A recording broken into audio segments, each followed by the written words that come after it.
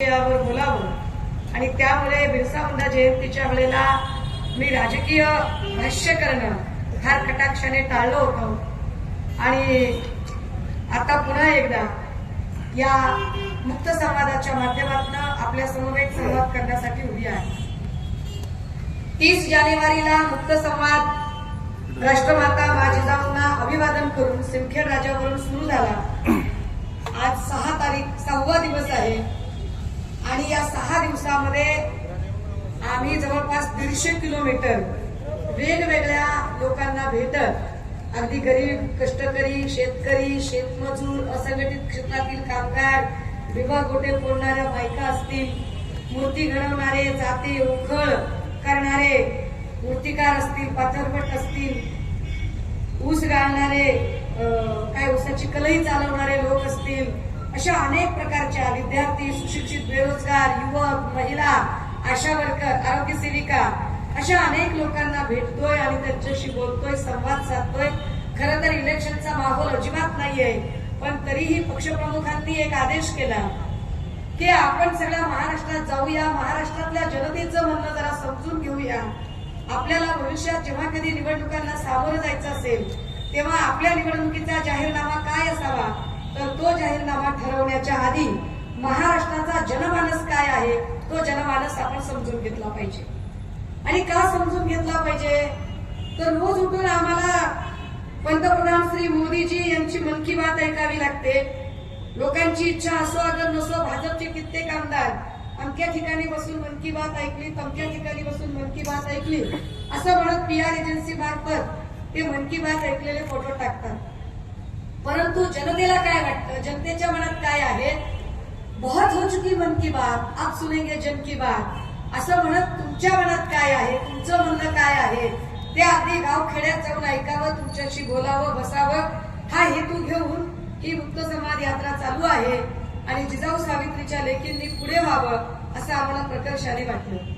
का पुढे व्हावं त्याला पण कारण आहे। मी आता जस्ट म्हणजे सभा चालू होती वक्त्यांची भाषणं चालू होती आणि कुणीतरी माझ्याकडे एक व्हिडिओ पाठवला सहज मोबाईल ब्लिंक झाला म्हणून मी बघितलं म्हटलं काय आता इथे स्क्रीन नाहीये नाही तर लगेच दाखवलं पण असतं आणि मला आधी कळलंच नाही की काय चाललंय गाडीत कुणीतरी माणूस आहे एक बाई आहे काहीतरी चाललंय मग खाली कोणीतरी लिहिलं की मला माहित नाही काय आहे मी इतक्या निष्पापपणे नागेशभाऊला विचारलं अगो मी कुणाचा व्हिडिओ काय आहे हे नेमकं ते मला जाऊ द्या ताई आमची माणसं इतकी सज्जन आहेत की त्याच्यावर काही बोलत नाही विचार खूपच सज्जन माणसं आहे। जिजाऊ सावित्रीच्या लेकींचा हा मुक्त संवाद चालू आहे आणि हा मुक्त संवाद चालू असताना महिलांची किती अवहेलना करणारे लोक सध्या राज्यामध्ये आहेत। मुख्यमंत्री एकनाथ शिंदे साहेबांच्या सोबतचे लोक जोपर्यंत आपल्या सोबत होते जोपर्यंत शिवसेनेसोबत होते तोपर्यंत शिस्तीत होते तोपर्यंत त्यांना वंदनीय बाळासाहेबांचा आणि त्यांच्या विचारांचा एक धाक होता। जेव्हापासून ते आता भाजपच्या वळचणीला गेले ढवळ्या शेजारी पवळा बांधला वाण नाही पण गुण लागला अशी त्यांची अवस्था। काय काय पद्धतीची नाटकं म्हणजे आपल्याला असं वाटेल की अरे हे लोकप्रतिनिधी आहेत की गुंड आहेत हे लोकप्रतिनिधी आहेत की असे टोळी युद्ध करणारे गँगवॉर करणारे गँग मधले टपरे छपरे लोक आहेत अशा पद्धतीने दिसतात। मग अशी कुणीतरी सलमान खान असा उल्लेख करत होतं मला कळलं नाही आता सलमान खान कोण आहे अजून तुमच्याकडे एवढी काय भारी भारी नावं आहेत काय काय नावं तुम्ही घेत होता तर मला काही सलमान खानचं काही नाव कळलं नाही। मग अजून काहीतरी कोण आहे निष्ठेचा नांगर निष्ठेवर नांगर तुम्हाला सांगू का मी शिवसेनेत प्रवेशही केला नव्हता बरं का मी प्रवेशही केला नव्हता मला वाटतं माझा प्रवेश 28 तारखेला झाला आणि साधारणतः 25 तारखेला वगैरे मी बांगरचं एक भाषण टीव्हीवर बघितलं असला गडी रडत होता जोरा असला रडत होता बाई कमी पडेल असा हंबरडा पडून रडत होता तो एवढा हंबरडा पडून रडायला लागल्यावर मी अशी किचन मधून धावत आले भावाला म्हटलं भाऊ कोण रडते तर तो म्हटला अरे हिंगोलीचे आमदार आहे फार निष्ठावान माणूस आहे मला खूप रडतोय काय झालं खूपच रडतोय म्हणलं आपण सांगितलं की काही जरी झालं तरी मी जाणार नाही मी बैमानी करणार नाही अरे माझ्या उद्धव साहेबांना सोडून जाणार नाही। मी भाऊला म्हटलं भाऊ हा सगळ्यात आधी पळून जाणार, हा नंबर 1 ला पळून जाणार, हा जेवढा रडतोय हा तेवढा भामटा दिसतोय मला. कारण जे निष्ठावान असतात त्यांना असं आरडाओरडा करून सांगायची गरज पडत नाही. याच्यातल्या लोकांनी पण आरडाओरडा केला नाही ना, नागेश भाऊने आरडाओरडा केला, ना विनायक मिश्र साहेबांनी आरडाओरडा केला, ना इकडे आमचा संदेश भैया आहे, इकडे रुपाली ताई आहे, भैया साहेब आहे, अनेक माणसं बसलेली आहेत.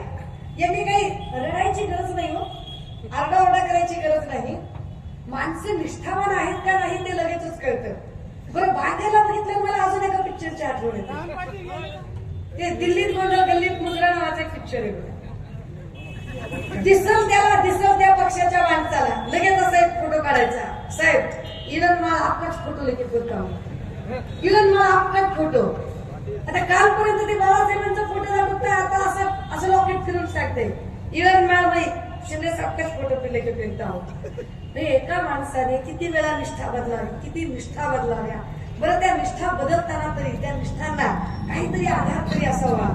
म्हणजे मी हिंगोलीत बोलणार आहे म्हणून माझ्या एका कोर टीम मधल्याला फोन केला आणि म्हटलं अरे आपण पहिल्यांदा बोलतोय हिंगोलीमध्ये, हिंगोलीत काय बोललं पाहिजे, काय अपेक्षित आहे बरं.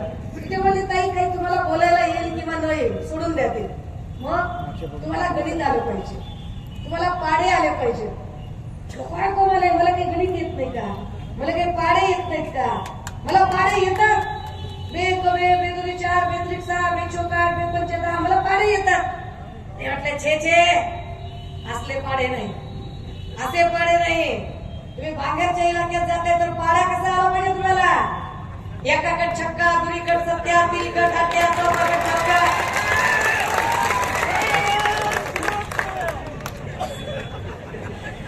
पाडे असे आले पाहिजेत. म्हणलं अरे हे काय, अरे म्हणले मटका किंग आणि गुटखा किंगच्या राज्यात चाललाय ना तुम्ही.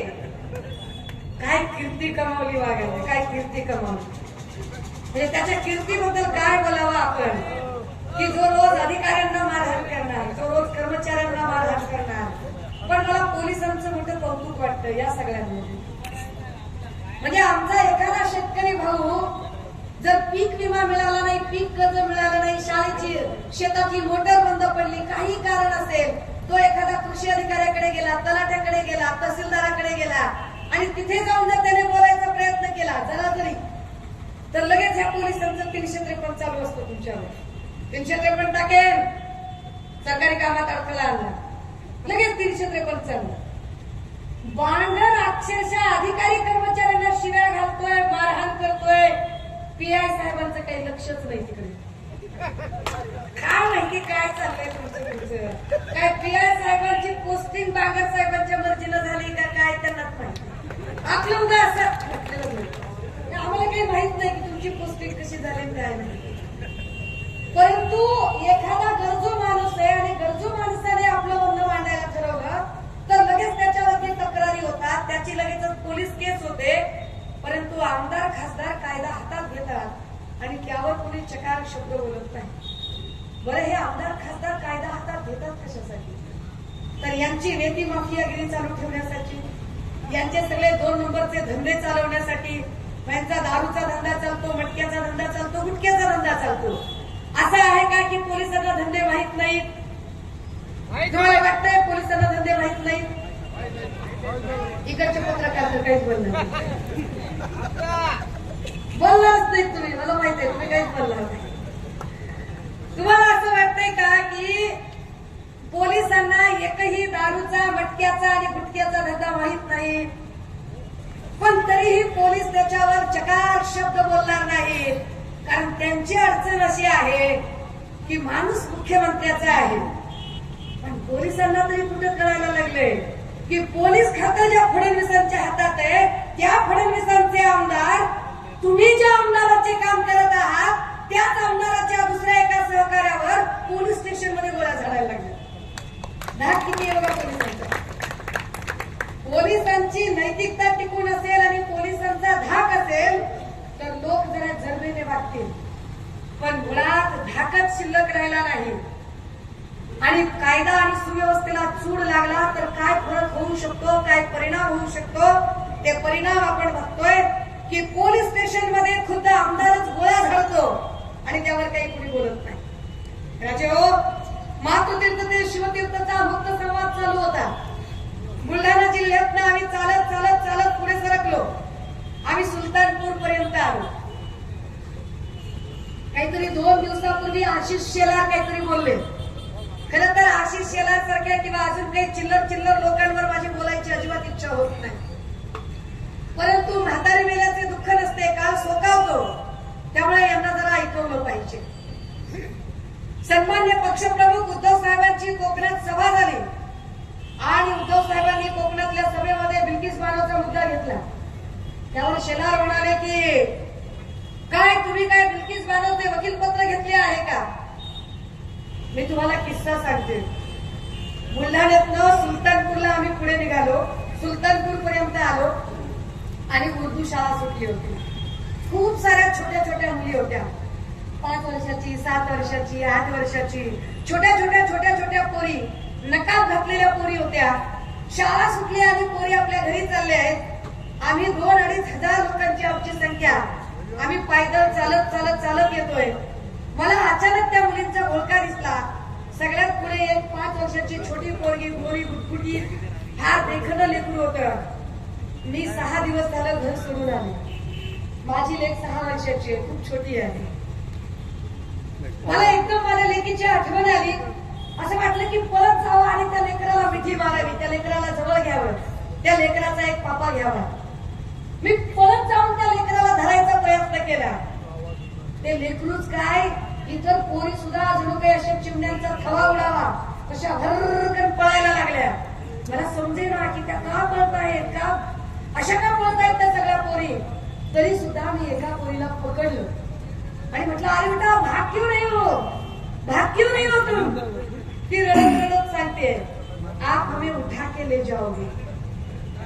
मैं क्यों उठा के ले जाओगी? आप हमें मारोगे, आप हमें पीटोगे. ऐसा क्यों लग रहा है आपको कि माझ्या गळ्यातली भगवी शाल मधून घाबरलेली, भेदरलेली, आप हमें मारोगे, आप हमें पीटोगे, आप हमें उठा के ले जाओगे. माझ्या डोळ्यात पाणी आलं.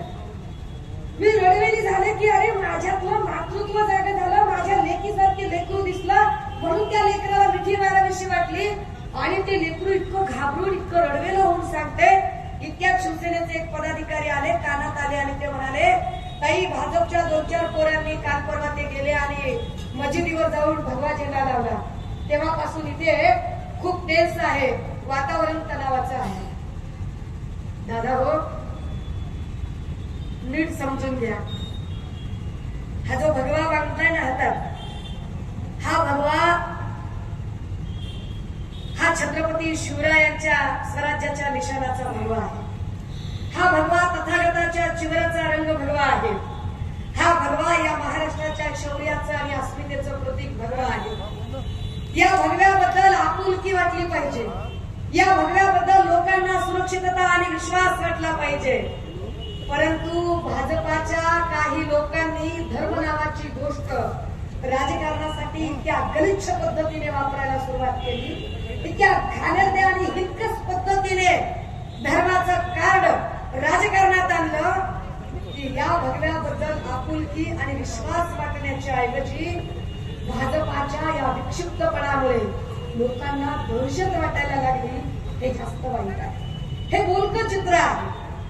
आणि म्हणून मला त्या दिवशी प्रामाणिकपणे असं वाटलं की शिवसेनेचा जो माणूस ज्याच्या गळ्यात भगवा स्कार्फ आहे, शिवसेनेचा जो माणूस ज्याच्या हातात हे भगवा शिवबंधन बांधलेलं आहे, त्या प्रत्येकाला बघून महाराष्ट्रातल्या प्रत्येक माय माऊलीला एक विश्वास वाटला पाहिजे, आपुलकी वाटली पाहिजे, सुरक्षितता वाटली पाहिजे की याच्या हातात शिवबंधन बांधलेलं आहे म्हणजे हा शिवबाचा मावळा आहे आणि हा आम्हाला सुरक्षित ठेवू शकतो, हा आम्हाला सुरक्षित ठेवू शकतो.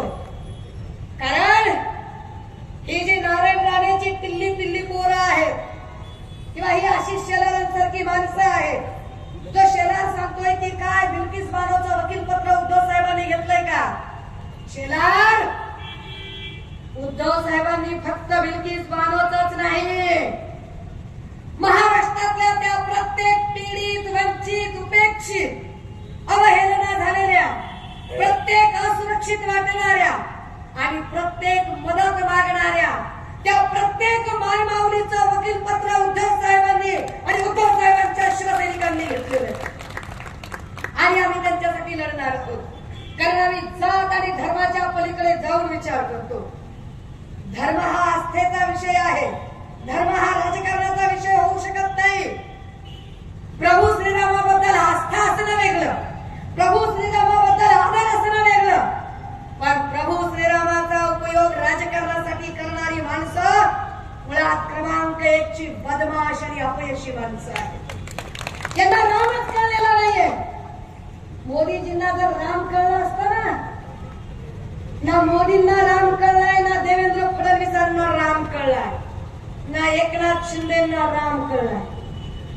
राम अरे प्रभू श्रीराम एक वचनी, एक पत्नी, एक वाणी होते. मला जास्त कुणी बोलायला लावू नये. मुंबईचा एकनाथ शिंदे गटाचा खासदार राहुल शेवाळे जेव्हा रिंकी बत्सलावर अत्याचार करतो आणि त्या रिंकी बत्सलाची कुठेही पोलीस कंप्लेंट लिहून घेतली जाणार नाही याचा प्रयत्न करतो, तेव्हा त्याला रामावर बोलण्याचा अधिकार नसतो आणि रामाचं नाव घेण्याचाही अधिकार नसतो. सोलापूर मधला भाजपचा पदाधिकारी श्रीकांत देशमुख जेव्हा निर्मला यादव नावाच्या मायमाऊलीला प्रताडित करतो, तेव्हा त्याला रामाचे नाव घेण्याचा अधिकार नसतो. किंवा भाजपचा प्रवक्ता राम कदम भर सभेमध्ये जेव्हा सांगतो की तुम्हाला कोणती पोरगी पसंत पडते ती सांगा, तुम्ही नुसता इशारा करा, मी ती पोरगी उचलून आणून देतो. ही माणसं रामाचे अनुयायी असू शकत नाही. यांना रामच कळलेला नाही. मुळात प्रभू श्रीरामाचे सच्चे अनुयायी कसे असतात? काळाराम मंदिरामध्ये आरती झाली, काळाराम मंदिरामध्ये सन्मान्य पक्षप्रमुख उद्धव साहेब गेले आणि उद्धव साहेबांच्या सोबत अगदी बरोबरीनं त्यांच्या साथीनं आदरणीय वहिनी तिथे होत्या. पूजा असते ना. हिंदू धर्म सांगताय, भाजपला कळतो हिंदू धर्म, भाजपला हिंदू धर्माचं तत्वज्ञान कळतं. अरे भाजपाला जर हिंदू धर्म कळला असता आणि हिंदू धर्माची तिथी कळली असती, हिंदू धर्माचं तत्वज्ञान कळलं असतं, तर बेसिक गोष्ट आहे. संक्रांत पौष महिन्यात आपण पोरगी बघायला तरी जातो का? पौष महिन्यात आपण सोयरीक तरी करतो का? पौष महिन्यात आपण कुठलंही मंगल कार्य करत नाही. भाजपाने मूर्ती प्रतिष्ठापनेची तारीख त्यांना रामनवमी करता आली असती, पण रामनवमीच्या ऐवजी प्रतिष्ठापनेची तारीख कुठली ठरवली? पौष महिन्यातली. काय? कारण त्यांना धर्माबद्दल काहीच घेणं देणं नाही, ना त्यांना प्रभू श्रीरामाबद्दल घेणं देणं आहे, ना त्यांना हिंदू धर्माच्या संस्कृतीबद्दल घेणं देणं आहे. मुळात रामनवमीची तारीख इलेक्शन होऊन येते आणि त्यांना राम मंदिराचा विषय इलेक्शन मध्ये इन्कॅश करायचा आहे. म्हणून प्रचाराच्या आधी, रामनवमीच्या आधी, इलेक्शनच्या आधी त्यांनी प्रतिष्ठापनेचा घाट घातला. राजे हो, हिंदू धर्मानुसार कुठल्याही मंदिरामध्ये मंदिर पूर्ण असेल तर मूर्ती प्रतिष्ठापना केली जाते. अर्धवट मंदिरामध्ये प्रतिष्ठापना केली जात नाही, पण केली. बरं, त्यातही पूजा करायची आहे आणि पूजा सपत्नीक करावी, पूजा सपत्नीक करावी. आमचे पक्षप्रमुख सन्मान्य उद्धव साहेब काळाराम मंदिरात पूजा करायला गेले तर आदरणीय वहिनीनं सोबत घेऊन गेले, सपत्नीक पूजा केली. ते एकटे तुरु धावतात. आमच्या जशोदा काकी मागेच एकटे तुरु पळताय. काय राम कळला त्यांना? एक वचनी, एक पत्नीवर मी खूप बोलू शकते. मी मगाशी म्हटलं ना की हेमंत पाटलाचा एक कुठला तरी व्हिडिओ माझ्याकडे आला. अशा हेमंत पाटलांसारख्या माणसाला अजिबात एक पत्नी रामाबद्दल बोलण्याचा अधिकार नाही. एक वचनी आहेत का हे लोक? यांना एक वचनी एक शब्द कळतो. ज्या नरेंद्र मोदींनी अजितदादांवर 70,000 कोटीच्या सिंचन घोटाळ्याचा आरोप केला, साध्या सुध्या माणसाने नाही केला, थेट नरेंद्र मोदींनी केला. पंतप्रधान मोदींनी 70,000 कोटीच्या घोटाळ्याचा आरोप अजितदादांवर केला. शब्द तरी पाळायचे होते. 72 तास उलटले नव्हते. 72 तासाच्या आत त्याच शब्द पाळतात देवेंद्र फडणवीस. फडणवीसांची क्लिप आपण सगळ्यांनी बघितली. फडणवीस छाती ठोकपणे मला वाटतं माझ्या कट्ट्यावर का कुठेतरी बोलत होते आणि सांगत होते राष्ट्रवादीची युती नाही नाही नाही, अपार धर्म नाही, शाश्वत धर्म नाही, कधीही नाही. पहाटे एकदा, दुपारी एकदा, दोनदा लव्ह मॅरेज केलं त्याच राष्ट्रवादी सोबत. काय शब्द पाळला त्यांनी, काय एकवचनी एकपत्नीत्व कळलं त्यांना, काय रामाचा आदर्श कळला. प्रभू श्रीरामाचा आदर्श भाजपाच्या कुठल्याच माणसाच्या लक्षात येत नाही.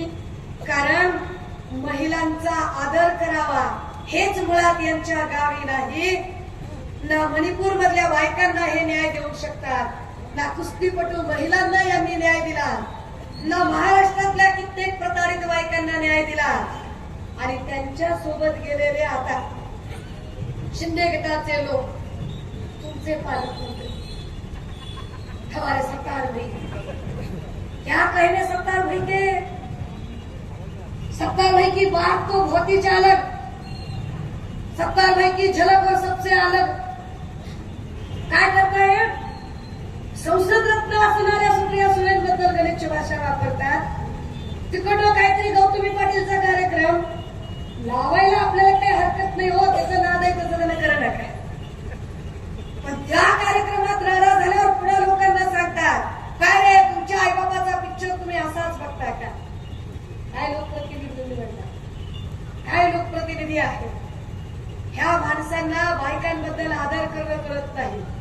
मुक्त संवाद यात्रेचा पहिला हेतू आणि पहिला उद्देश हा आहे की महाराष्ट्रातल्या आया बहिणींना सुरक्षितता आणि स्वाभिमान आणि सन्मान त्यांचा कायम राखणं हा आमचा मुक्त संवाद यात्रेचा प्रधान हेतू आहे. की इथल्या महिलांना सुरक्षितता मिळाली पाहिजे, इथल्या महिलांचे प्रश्न अजेंड्यावर आले पाहिजेत. इथल्या महिलांमध्ये ज्या आशा वर्कर आहेत, ज्या आरोग्य सेविका आहेत, ज्या पोलीस सेवेमध्ये काम करणाऱ्या महिला आहेत, एसटी कंडक्टर म्हणून काम करणाऱ्या महिला आहेत, या प्रत्येक महिलेची सुरक्षितता आणि या प्रत्येक महिलेचा सन्मान राखता आला पाहिजे. यासाठी काम करणं ही आमची जबाबदारी आहे. याच हिंगोली जिल्ह्यामध्ये अजून एक खासदार आला, बऱ्याचशी नाव घेतलेलं हेमंत पाटील. हेमंत पाटलांनी कोविडच्या काळामध्ये तर जाऊ दे, त्याचं काही काम होतं नव्हतं सोडून द्या. जे लोक तोंड उचलून बोलतात की उद्धव साहेबांनी कोविडच्या काळात काय काम केलं, कोविडच्या काळामध्ये उद्धव साहेबांकडून जे काम झालं ते भारतात कुणाकडूनही झालं नाही. भारतातल्या नावाजलेला सगळ्यात उत्तम काम करणारा सर्वोत्तम मुख्यमंत्री म्हणून उद्धव साहेबांचं नाव पुढे आलं. सर्वोत्तम मुख्यमंत्री. कोविडच्या काळात ज्या वेळेला उत्तर प्रदेशमध्ये प्रेत नदीवर तरंगत होती, अगदी त्याच वेळेला जेव्हा इकडे गुजरातमध्ये प्रेत रस्त्यावर जाळली होती, त्याच वेळेला महाराष्ट्रात मात्र एकाही प्रेताची विटंबना होत नव्हती, एकाही प्रेताबद्दल कसलीही अवहेलना होत नव्हती. आणि विशेष आहे आता या घडीला महाराष्ट्रात कोविड नसताना एका दिवसात एका रात्रीत सरकारी दवाखान्यात जेवढे मृत्यू झाले तेवढे मृत्यू कोविडमध्ये पण कधी झाले नाही. नांदेडमध्ये असंख्य मृत्यू झाले, संभाजीनगरच्या घाटी रुग्णालयात मृत्यू झाले, मुंबईला कळव्यामध्ये मृत्यू झाले. कोविड नंतर एका रात्रीत एवढे मृत्यू झाले. आणि या सगळ्या मृत्यूवर खासदार हेमंत पाटलांना जाब विचारायचा त्याआधीच हेमंत पाटील डॉक्टरवर दाखवतात, डॉक्टरला बोलतात आणि डॉक्टरला आपल्या खासदारकीचा रुबाब दाखवत सांगतात की तू टॉयलेट साफ केला पाहिजे. आणि त्या खासदार हेमंत पाटलांना मॅनेज राजकारण करत काही बदमाश मदत करायला बघतात. असे बदमाश असतील इथले नाग ओळखले जातील आणि ठेचून काढले जातील. हेमंत पाटलांचं राजकारण एकूण बघितलं तर आदिवासी समाजातला डॉक्टर आहे म्हणून आदिवासी डॉक्टरला शौचालय साफ करायला सांगतात. इथं जेवढा म्हणून आदिवासी समुदाय आहे, मी टारफे साहेबांच्या कार्यक्रमातही सांगितलं आणि पुन्हा एकदा सांगते, हिंगोली आणि हिंगोली परिसरातला जेवढा म्हणून आदिवासी समुदाय आहे, निवडणुकीला जाताना त्या प्रत्येकाने हे लक्षात ठेवावं लागेल की जर एका आदिवासी डॉक्टरला शौच साफ करायला जाणीवपूर्वक हेमंत पाटलांसारखा मुजोर आणि माजोरदार खासदार सांगत असेल तर त्याला त्याची लायकी 2024 ला दाखवावी लागेल. राजे हो, ही मुक्त संवाद यात्रा काही संभ्रम आणि काही भ्रम जे अवतीभोवती पसरवले जातात त्यावर भाष्य करण्यासाठी आहे. आपल्या भोवती एक असे भ्रम पसरवले गेले, एक असं चित्र निर्माण केलं गेलं. काय चित्र होतं की जेवढे म्हणून भ्रष्टाचारी लोक आहेत, भाजपमध्ये काही भ्रष्टाचारीच नाहीयेत, सगळीकडे बाकीकडेच आहे. पण ज्या ज्या लोकांवर भ्रष्टाचाराचे आरोप केले तो प्रत्येक जण नंतर भाजपने आपल्याकडे घेतला आणि पवित्र करून घेतला. मग त्या भावना गवळी असतील, ते यशवंत जाधव असतील, ते प्रताप सरनाईक असतील, ते हसन मुश्रीफ असतील, किंवा ते प्रफुल्ल पटेल असतील, किंवा ते अजित पवार असतील, ज्यांच्यावर आरोप केले भाजपने, त्या प्रत्येकाला आपल्या सोबत घेतलं. त्या प्रत्येकाला आणि त्यांच्यातला व्हिडिओ स्पेशालिस्ट HD व्हिडिओ, जसा आता मी हेमंत पाटलाचा व्हिडिओ सांगितला तसाच त्याच्यापेक्षा पण HD व्हिडिओ. हिसाब तो देना पडेगा दिलीप कमैया. हा ज्याच्या त्याच्यावरती आरोप करायला निघाला, ज्याच्या त्याच्यावर आरोप करायला निघाला, प्रत्येकाची कुंडलीच वाचायला लागला. जणू काय हा ईडीचा पूर्ण वेळ कर्मचारीच आहे. लगे हातोडा घेऊनच जायचा घरी, हातोडा घेऊन जाणार आणि सांगणार हिसाब तो देना पडेगा, ये करना पडेगा, वो करना पडेगा. कुठे कुठे गेला हा? भावना गवळीच्या मतदारसंघात गेला, हा कोल्हापूरला हसन मुश्रीफच्या मतदारसंघात गेला, हा यशवंत जाधवच्या घरी गेला मुंबईमध्ये, हा प्रत्येक ठिकाणी गेला आणि त्या प्रत्येकाला सोबत घेतलं. आता जाहिरात चालू झाली त्यांची, मोदी की गॅरंटी, मोदी की गॅरंटी. कैसी गॅरंटी मोदी की? मोदी की कैसी गारंटी? तो 70,000 करोड़ के घोटाले का जिस पर हम आरोप करते हैं, अगर वो हमारे साथ आता है तो मोदी की गारंटी हम उसे सेफ रखते हैं. अगर भावना गवली पर हम करप्शन के आरोप करते हैं, भावना गवली को हम माफिया गुंड बोलते हैं, लेकिन अगर वो मोदी को राखी बांधती है तो उसको सेफ रखना मोदी की गारंटी है. कसली गॅरंटी आहे मोदीची? काय गॅरंटी है मोदीची? मध्य प्रदेश के इलेक्शन में सर्वे कितने भी बोले कि मध्य प्रदेश में आएगी तो सरकार कांग्रेस की, मध्य प्रदेश में बीजेपी की सरकार नहीं बन सकती, लेकिन फिर भी सारे के सारे ईवीएम हैक करके फिर एक बार बीजेपी की सत्ता लाएंगे. गारंटी मोदी की. ज्याच्यावर ईडी लावता येत नाही, ज्याच्यावर सीबीआय लावता येत नाही, ज्याच्यावर इलेक्शन कमिशन लावता येत नाही, अशा कुठल्याही शिवसैनिकावर 323, 324, 354, 376, 307 अशी सगळी कलम लावून सगळ्या शिवसैनिकांना जायबंदी करण्याची गॅरंटी मोदी की, गॅरंटी भाजपा की. कारण जो कोणी शिवसेनेसोबत काम करतो त्याच्यावर खोट्या केसेस टाका, प्रधानमंत्र्यांनी टाका, संजय देशमुख फार म्हणतात का लगेच केस टाका, सुषमा म्हणतात का केस टाका. पोलिसांना वाटतंय केस टाकल्यावर आपण घाबरू, त्यांना वाटतंय केस टाकले की आता काही कोणी बोलणार नाही, त्यांच्या पण काही लक्षात येत नाही. आज जरी ते बागरचं किंवा हेमंत पाटलांचं ऐकून काही करत असले तरी दादा जरा बाजूला सरक की, दिसले की त्यांना मी पण दिसू दे दादा, 4 महिन्यानंतर आम्हीच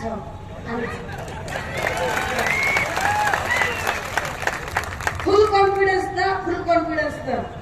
आणि ही मोदीची गॅरंटी नाही, ही उद्धव बाळासाहेब ठाकरेंची गॅरंटी.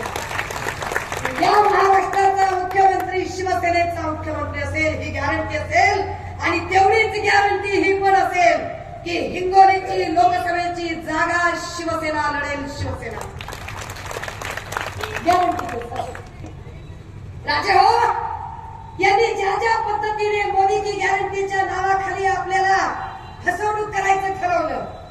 आता एकनाथ शिंदे, मी म्हणले ना ढवल्या शेजारी पवळा मानला, मान नाही पण गुण लागला. एकनाथ शिंदेना गुण लागला तिकडे जाऊन जाऊन. काय गुण लागलाय ते सांगतात, आनंदाचा शिधा देतो. काय गेले आनंदाच्या शिधामध्ये? 1 किलो पाम तेल, अर्धा किलो चण्याची डाळ आणि 1 किलो साखर आणि बाया खुश, बाया खुश. 1 किलो पाम तेल मध्ये 1 किलो पाम तेल न भागतंय आमचं. किती होतात त्याचे? महिन्याकाठी 100 रुपये देतोय. किती वेळा? जयंतीला एकदा दिले, दिवाळीला एकदा दिले, रमजानला एकदा दिले. त्यातही जवळपास 30-40% लोकांना मिळालंच नाही. 60% लोकांना मिळालं असेल, ते पण बीपीएलचं कार्ड असणाऱ्या 60% लोकांना मिळालं, बाकीच्यांना मिळालंच नाही. तुम्ही विचार करा, जर तुम्हाला जयंती, रमजान, ईद आणि दिवाळीला 1 किलो साखर, 1 किलो पाम तेल मिळालं, त्याला द्यायच्या आधी काय तुम्ही जयंती केलीच नाही का? त्याला द्यायच्या आधी तुम्ही रमजान, ईद केलंच नाही का? त्याला द्यायच्या आधी तुम्ही काही दिवाळी केलीच नाही का? आपल्याला वेड्यात काढायचा कार्यक्रम होतो, वेड्यात काढायचा. मुळात हे सगळं चालू असताना आपले जे नेहमीचे प्रश्न आहेत, त्या प्रश्नांकडून आपलं लक्ष हटवलं जातं. आम्हा पेन्शनर्सचं आंदोलन चालू आहे. पेन्शन मिळाली पाहिजे म्हणून सगळे पेन्शनर आंदोलन करत आहेत. सन्माननीय पक्षप्रमुख उद्धव साहेबांनी पेन्शनर आंदोलनाची स्वतः भेट घेतली आणि आंदोलकांना विश्वास दिला की आम्ही तुमच्या सोबत आहोत. त्या आंदोलकांवरती एकनाथ शिंदे चकार शब्द बोलत नाही. आरोग्य सेविका आणि आशा वर्कर याचे 3-3, 4-4 महिन्याचे पगार द्यायचे राहिले, त्यावर काहीच बोलत नाही. ड्रायव्हर लोक ज्यांच्याबद्दल अत्यंत जाचक कायदा काढला, त्या ड्रायव्हर लोकांच्या प्रश्नांबद्दल आणि त्यांच्या सुविधाबद्दल त्यावरती ते चकार शब्दाने बोलत नाही. आता तर पोलीस भरती पण कॉन्ट्रॅक्ट पद्धतीने येईल असं सांगतात. आपण भांडतोय सगळे आरक्षणासाठी, आपण सगळे आरक्षणासाठी भांडतोय. मग कुणी म्हणतंय मराठ्यांना आरक्षण पाहिजे, कुणी म्हणतंय ओबीसींना आरक्षण पाहिजे, कुणी म्हणतंय धनगरांना आरक्षण पाहिजे, कुणी म्हणतंय मुस्लिमांना आरक्षण पाहिजे. आरक्षणातले लढे तीव्र होत आहेत. राजे हो, तुम्ही विचार केला का की आरक्षणाचे जेवढे लढे तीव्र होत आहेत, मुळात तुमचं आरक्षण तुम्ही युटिलाइज कुठे करणार आहात आणि अप्लाय कुठे करणार आहात? जर एक सेक्टर खासगीकरणाच्या नावाखाली कॉर्पोरेट सेक्टर मध्ये जात आहे, तर आरक्षण युटिलाइज कुठे होईल? एकही सेक्टर शिल्लक नाही. बघा, एसटी खासगीत गेली, टेलिफोन खासगीत गेलं, रेल्वे खासगीत गेली, विमान खासगीत गेलं, बँक खासगीत गेली, आता आरोग्य सेवा खासगीत जाते, शाळा ठेकेदारांना विकल्या जात आहेत. एक ना एक सेवाचं खासगीकरण होत आहे. विशेष जेव्हा तुमचं आरक्षणाचं आंदोलन चालू होतं, त्याच वेळेला त्यांनी इकडे एक कायदा पारित केला आणि त्या कायद्यात सांगितलं की खासगी विद्यापीठांमधून कुठल्याही प्रकारचं आरक्षण असणार नाही. कुठल्याही प्रकारचं आरक्षण योजनेची अंमलबजावणी करण्याचा कसलाही त्यांना बंधन असणार नाही. मग काय उपयोग आहे आरक्षण आंदोलनाचा? आम्ही मराठा आरक्षणाच्या बाजूचे आहोत का? नक्की. मराठा आरक्षणाला पाठिंबा शिवसेनेनं तो कायमच दिलेला आहे. शिवसेनेच्या नाशिकच्या अधिवेशनात शिवसेनेने ठराव पारित केला की मराठा आरक्षणाच्या सोबत शिवसेना आहे आणि ते आरक्षण देताना ओबीसीच्या आरक्षणाला धक्का लागू नये अशी सुद्धा शिवसेनेची प्रामाणिक भूमिका आहे. त्यामुळे कुठल्याही वर्गाचा एकमेकांच्या अधिकारावर अतिक्रमण न होता, एकमेकांच्या अधिकारात अतिरिक्त हस्तक्षेप न होता, ज्याचा त्याचा हिस्सा ज्याला त्याला मिळाला पाहिजे हे खरं आहे. परंतु या सगळ्या गदारोळामध्ये महत्वाचा मुद्दा विसरला जातोय. काय? आरक्षण देतो असं कोण सांगतंय? एकनाथ शिंदे. शिंदे साहेब शिवछत्रपतींची शपथ घेऊन सांगतात की मी मराठा आरक्षण द्यायला बांधील आहे. आणि ते ज्या मंत्रिमंडळाचे मुख्यमंत्री आहेत, त्या मंत्रिमंडळातले मंत्री महोदय भुजबळ साहेब सांगतात मी मी ओबीसीच्या आरक्षणाला धक्का लागू देणार नाही. भुजबळ साहेब असं सांगतात की मला शिंदेचा निर्णय मान्य नाही. शिंदे असं म्हणतात की भुजबळ जे बोलतात त्याच्याशी आमचा संबंध नाही. पण दोघं जण मात्र एकाच सत्तेत असतात, म्हणजे हे आपल्याला वेड्यात घालतात. सगळे एकच आहेत. अजितदादा, शिंदे साहेब, फडणवीस साहेब सगळे एकच.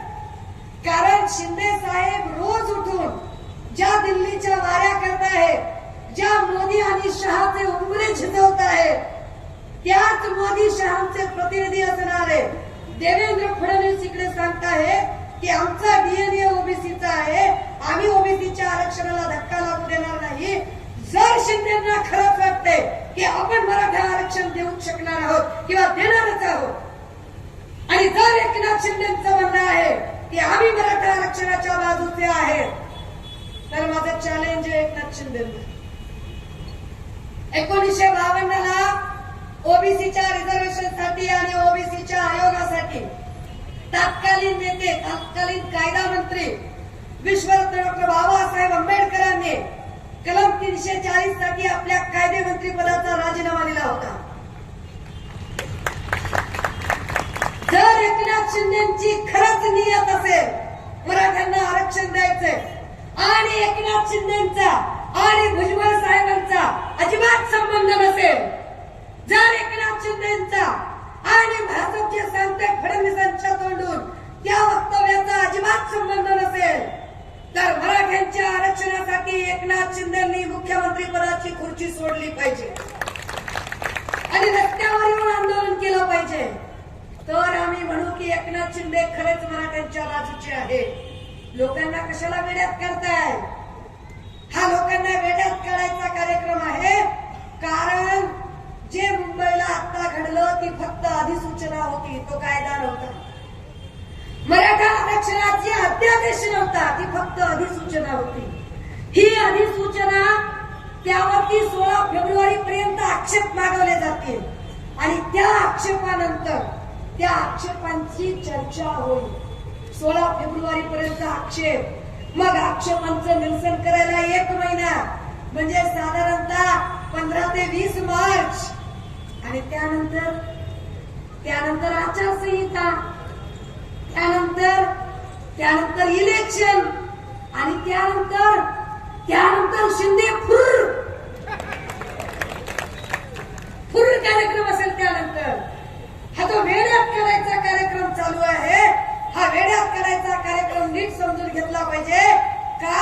कारण कालपर्यंत गावगाड्यातले सगळे लोक एकत्र नांदत होते, गुन्ह्या गोविंदाने नांदत होते. भाजपला हे पक्क माहितीये भाजप असं का करते, भाजपची अडचण काय आहे. येणाऱ्या इलेक्शन मध्ये लोक भाजपला प्रश्न विचारतील, लोक भाजपला विचारतील की अरे 2012ला तर तुम्ही कृषी दिंडी काढली होती पाशा पटेल सोबत कृषी दिंडी काढताना लुटू चालत त्या दिंडीमध्ये देवेंद्रजींनी विचारलं होतं की आम्हाला कापसाला 12,000 रुपये भाव पाहिजे म्हणणारे देवेंद्र फडणवीस सत्ता आल्यानंतर काय करतायत बघा. कापसाचा 11 ते 13,000 दरम्यानचा भाव फक्त आणि फक्त उद्धव साहेब मुख्यमंत्री असताना कोणाच्या सकाळात नाही झाला तेव्हा. आता जो कापसाचा भाव आहे तो काय झाला, आता जो सोयाबीनचा भाव आहे तो काय आहे, आता जी डीएपी खताची पिशवी आहे 1500 ते 1700 रुपयाच्या घरात डीएपी खताची पिशवी गेली. या सगळ्या प्रश्नांवर शेतकरी प्रश्न विचारतील, महिला सुरक्षिततेबद्दल प्रश्न विचारतील, बेरोजगार नोकर भरतीचा प्रश्न विचारतील. तलाठी भरती झालेले खूप लेकर असतील इथं, खूप लेकरांनी तलाठीची परीक्षा दिली असेल. काय निकाल लागले तलाठी भरतीचे? 200 मार्काचा पेपर आणि मार्क पडले 216, 220, 210, 215. 200 पैकी 216, 215, 220 मार्क तलाठी भरतीसाठी ती परीक्षा रद्द होण्याच्या ऐवजी त्याची मेरिट लिस्ट काढली गेली आणि त्याची मेरिट लिस्ट काढून तलाठी भरती केवढा आर्थिक गैरव्यवहार आहे. या आर्थिक गैरव्यवहारावर लोक प्रश्न विचारतील, मग काय करायचं? लोक प्रश्न विचारतील की अहो शिक्षक भरतीचं काय झालं, टीएटी घोटाळ्याचं काय झालं, कोण बोलणार? लोक आरोग्य खात्यावर प्रश्न विचारतील, लोक एमडी ड्रग्जवर प्रश्न विचारतील. ललित पाटीलच्या ड्रग्ज प्रकरणाचा प्रश्न मी फार जोरदारपणे हाताळला. इथे नांदेडपर्यंत हिंगोलीपर्यंत ड्रग्जचं लोन आलंय. या सगळ्यांवरती लोक प्रश्न विचारतील तेव्हा भाजपकडे द्यायला उत्तर नाहीये, मग काय करावं? या कुठल्याच प्रश्नावर भाजपकडे द्यायला उत्तर नाही. त्यामुळे मग भाजपने ठरवून घेतलं की आपण 2 प्रश्न शब्द त्यांच्या तोंडावर भिडकावून मारल्या. एक आरक्षणाचा वाद घाला आपापसात झालं. कालपर्यंत मराठा काळी माळी पोळी तेली तांबोळी आकार बाबड सुतार लोहार कुंभार घिसाडी भराडी गोंधळी पारधी कैकाडी सगळे जे लोक गावगाड्या गुड्या गोविंदाने नांदत होते ते लोक आता एकमेकांकडे संशयाने बघायला लागले. कालपर्यंत भाजपाने प्रयत्न केला होता हिंदू मुस्लिम दंगल व्हावी म्हणून. कित्येक ठिकाणी सरकार प्रायोजित दंगल घडेल अशी परिस्थिती घडून आणली गेली. जाणीवपूर्वक नितेश राणेंसारखी पोरं ठरवून उत्तेजक आणि भडकाऊ विधानं करायला लागली. दंगल घडवावी यासाठी ठरवून नऊ जिहादचा मुद्दा पुढे आणला. पण विचार करा, यात मुस्लिम भावंडांनी कमालीचा संयम आणि सामंजस्याची भूमिका घेतली. एकाही मुस्लिम भावंडाने यावर रिॲक्शन दिली नाही. त्याचा परिणाम असा झाला की माळशिरस असेल, मीरा भाईंदर असेल, संभाजीनगर असेल, अहमदनगर असेल, अकोला असेल, कुसेसावळी असेल, यातल्या कुठल्याही ठिकाणी हिंदू मुस्लिम दंगल विसरू शकली नाही. Credit goes to all Muslim. मुस्लिम भावंडांनी ती दंगल होऊ दिली नाही. पण भाजपच्या जेव्हा लक्षात आलं की अरे हिंदू मुस्लिमचं दंगल होतच नाही, मग काय करायचं? थोडं आणि राज्य करायचं करावंच लागेल. हिंदू मुस्लिम दंगल होत नाही म्हणून त्यांनी मराठा ओबीसी वाद सुरू केला. आता ते मराठा ओबीसी वाद घडत आहेत. जाणीवपूर्वक मराठ्यांच्या विरोधात ओबीसी आणि ओबीसीच्या विरोधात मराठी. कारण मराठी जितके एकवटतील त्याची तीव्र प्रतिक्रिया म्हणून ओबीसी एका छताखाली येतील आणि ओबीसी एका छताखाली आले की भाजपा सांगायला तयार ओबीसी आमचा डीएनए आहे. राजकारण किती घाणेरड्या आणि गलिच्छ पातळीला गेले. ज्या लोकांना या महागाईवरती बोलताच येत नाही, ज्या लोकांना बेरोजगारीवर बोलता येत नाही, ज्या लोकांना भरती प्रक्रियेवर बोलता येत नाही, ज्या लोकांना शेतकऱ्यांच्या प्रश्नावर बोलता येत नाही, ते लोक आता आरक्षण आणि राम मंदिर असे विषय आणून आपल्याला भरकटवण्याचा प्रयत्न करत आहेत. राजू, मुक्त समाज यात्रेच्या माध्यमातून आम्ही हे सगळे प्रश्न तुमच्यासोबत चर्चा करू इच्छितो. आम्ही या सगळ्या प्रश्नांवर तुमच्यासोबत चर्चा करू इच्छितो आणि सांगू इच्छितो तुम्हाला की ईडी आणि सीबीआय, तुम्ही ऐकली होती कधी ईडी? 10-5 वर्षापूर्वी ईडी माहिती होती? आम्ही सारखं म्हणतोय 10-5 वर्षापूर्वी लय झाला आपल्याला बीडी माहिती होती, काळी माहिती होती, फार तर शिडी माहिती, आपल्याला ईडी माहित नव्हती. ईडी माहित कुणी करून दिली? ती भाजपनं माहित करून दिली. पण भाजपने ईडीचा वापर फक्त आणि फक्त विरोधक नामोहरम करण्यासाठी केला. आम्ही का जीव तोडून बोलतोय? आम्ही का जीव तोडून मानतोय? कारण आम्हाला असं वाटतंय, जसं नागेश्वरींनी आता सांगितलं की आत्ताच इलेक्शन, या इलेक्शन मध्ये जर आपण भाजपला जर मात देऊ शकलो नाही तर विसरून जा, येणाऱ्या काळात इलेक्शन होईल. इतकी हुकुमशाही, इतकी मुजोरशाही चालू आहे की आता या इलेक्शन मध्ये जर पाडाव झाला नाही तर कदाचित भाजपा कायदा सुव्यवस्था या सगळ्याच गोष्टींना चूड लावलेली असेल. तुमचं माझं सोडा, आपण सर्वसामान्य लोक आहोत. अरे पुण्यामध्ये उपमुख्यमंत्री अजितदादा बोलत होते आणि अजितदादाच्या समोर अजितदादाच्या पदाधिकाऱ्यालाच भाजपचे आमदार सुनील कांबळे बेदम मारहाण करत होते. दादा नाही बोलू शकते. अजितदादाच्या समोर अजितदादाच्या पदाधिकाऱ्याला भाजपचा आमदार मारतो, भाजपचा आमदार पोलीस स्टेशन मध्ये गोळीबार करतो आणि वरून सांगतो हो मी गोळीबार केला. अब्दुल सत्तार शिव्या घालतो आणि वरून सांगतो हो मी असं केलं. माज किती आहे या लोकांना? सत्तेतून पैसा आणि पैशातून सत्ता, हे चक्र सगळं थांबवायचं असेल तर येणाऱ्या काळात काही पक्के डिसिजन घ्यावे लागतील. मला कल्पना आहे की अजून आमचा इकडचा उमेदवार जाहीर झाला नाही, पण उमेदवार या मंचावर जे लोक बसलेले आहेत त्यापैकी असेल एवढी मला नक्की खात्री आहे.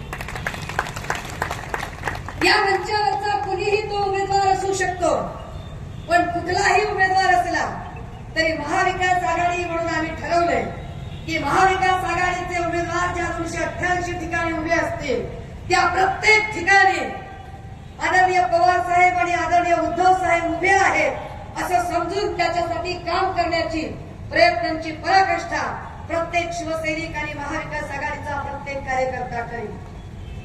आजच्या दिवशी मी आपल्याकडून फार काही नाही, पण ज्यांना कुणाला असं वाटतं की खरंच उद्धव साहेबांवरती अन्याय झालेला आहे, खरंच भाजपाने कपट नीती, कूटनीती आणि षडयंत्राचं राजकारण करून उद्धव साहेबांकडून हा राजपाट हिरावून घेतलेला आहे, आम्हाला फक्त तुमची साथ हवी आहे. ज्या पद्धतीने त्यांनी उद्धव साहेबांना त्या पायऱ्या उतरायला भाग पाडला वर्षाच्या, त्याच्या 50 पट अधिक ताकदीनं त्याच वर्षावर पुन्हा एकदा उद्धव साहेबांना स्थानापन्न करण्यासाठी आम्ही शिवसैनिक जीवाचं रान करू. फक्त तुमचा एक आशीर्वाद हवा असेल. आजच्या या मुक्त संवादाच्या जाहीर सभेमध्ये आपण सगळ्यांनी आपली उपस्थिती लावली. कुणाच्याही भावना दुखावण्याचा माझा अजिबात हेतू नाही. काही लोकांना असं वाटलं असेल की ताई तुम्ही बांगरला तेवढं धुतलाच नाही, तर माझं त्यांना स्पष्ट म्हणणं आहे, हा ताकदवर माणूस असेल तर त्याच्यावर बोलण्यात वेळ वाया घालावा. मला माहिती आहे बांगर असा पण पडणार आहे, तसा पण पडणार आहे. सो पडेल उमेदवारावर की जास्त वेळ वाया घालवायची अजिबात गरज नाही. हेमंत पाटील असेल किंवा संतोष बांगर असेल, यातल्या एकालाही 2024ला गुलाल लागणार नाही याची आम्हाला खात्री आहे. सबब कुणाच्याही भावना मला दुखवायच्या नाहीत, पण तरीही जर कुणाला वाईट वाटलं असेल, राग आला असेल, उपमर्द झाला असेल, चुकून माकून भावना दुखावल्या गेल्या असतील, तर अशा सगळ्या नेत्यांची, कार्यकर्त्यांची, त्यांच्या खबऱ्यांची खबरे फार असतात. यापैकी मी एकाचीही माफी मागणार नाही. मला जे बोलायचं होतं ते हेच बोलायचं होतं. माझं हेच म्हणणं होतं